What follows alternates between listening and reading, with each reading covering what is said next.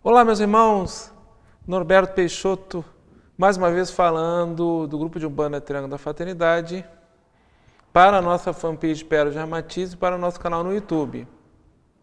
O grupo de Umbanda Triângulo da Fraternidade não tem uma data definida para retornar aos seus trabalhos públicos. Provavelmente não retornaremos este ano.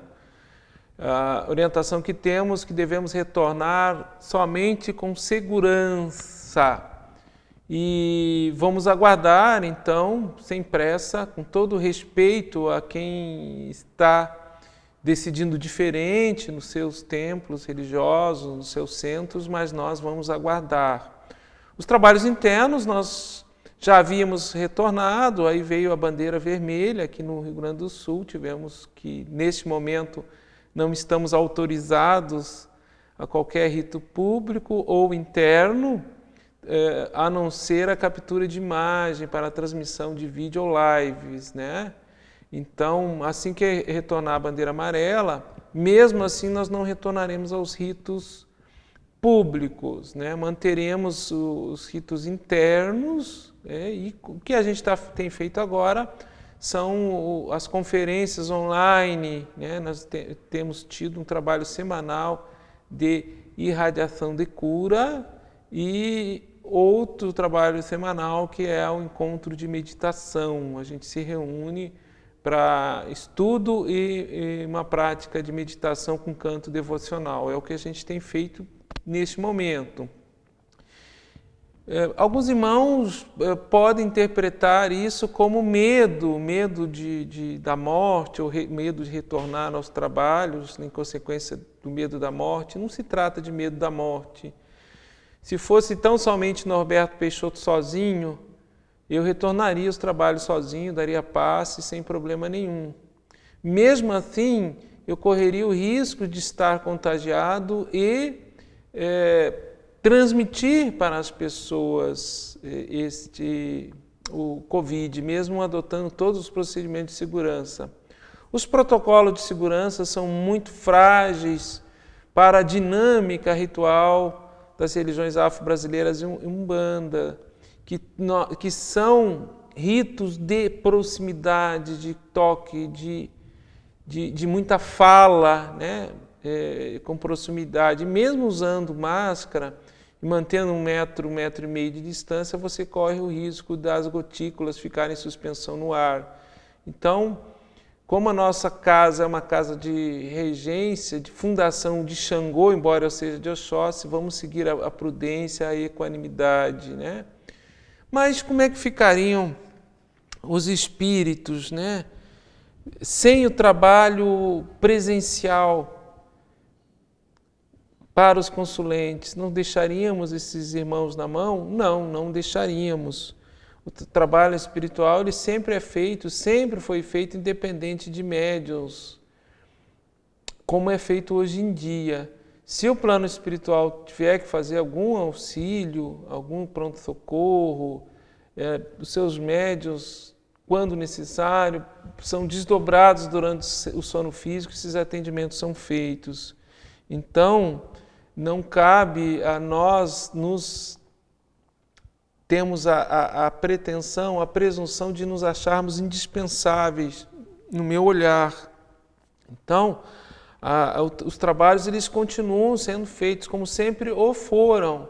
Nunca se ausentou da terra esse auxílio, esse amparo. Como ficaria a nossa egrégora? Como fica a egrégora se não existe esse encontro semanal ou, né, da corrente se reunir? A egrégora se mantém. O que acontece é que não há aquela concentração energética como acontece quando nós nos reunimos presencialmente. Mas a egrégora espiritual, ela é dinâmica, ela se recompõe muito facilmente. Ela se mantém, a sustentação espiritual da contraparte astral do centro se mantém, o centro não deixa de existir, né, na sua forma astral, mas a egrégora, óbvio que, como não existe o trabalho presencial, a reunião presencial, ela se modifica, ela não deixa de existir. Os pontos de força do centro, eles devem ser renovados, devem ser refeitos? Sim, deve-se manter uma regularidade, como se tivéssemos trabalho público. Então, os pontos de força de tronqueira, de congá, de altares, elementos que você utiliza devem ser renovados, como se estivéssemos no trabalho prático presencial. Isso cabe ao dirigente, ou a outro médium, um sacerdote da casa que o dirigente venha indicar. Necessariamente não é só o dirigente que pode fazer isso aí, né? A troca dos elementos e as consagrações. A nossa motivação maior nessa decisão de protelarmos o nosso retorno, na verdade nós estamos protelando que nesse momento nem poderíamos voltar, mas assim que for liberado, e aguardarmos um pouco mais para a reabertura dos trabalhos públicos presenciais, se deve, acima de tudo, a um respeito profundo ao ser humano. É inconcebível para nós, e a orientação espiritual assim nos indica, é inconcebível você ser agente de transmissão de um vírus que indiretamente pode suscitar a internação e a morte do indivíduo que tenha comorbidades, como é o Covid, né? Um vírus muito intenso. Diferente, o pessoal compara com gripe, com outros vírus, esse é mais intenso, a gente ainda não tem anticorpos, né? E certas comparações, eu vi, a morte sempre existiu. Sim, a morte sempre existiu e sempre existirá.